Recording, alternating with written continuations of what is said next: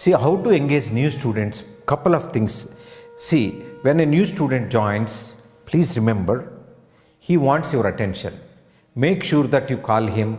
Make sure that you do little corrections day by day. Slowly, 1 or 2 corrections today. Tomorrow, 1 or 2 corrections. Pay little attention. He will be happy. There is nothing you need to do special. Talk to him when he comes. How are you feeling? When he is leaving class, how are you? Are you happy? He will say, happy, sir. That there are some attention seekers. Not only that, anybody feels happy when the teacher speaks. Suppose you have, how many students you will get daily? 2 or 3, not more than that. Dozens of students will not come. So talking to 2-3 students, so you go to the class little before. Say hello to the new students, talk to them. End of the session, say hello to them. And introduce the new students to all the old students, saying that like this example. Hey guys, we have today new student joined, Mr. Janardhan. Let us all welcome. Clap. Everybody will clap. He will feel happy.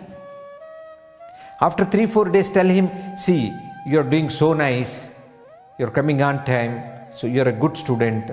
Thank you.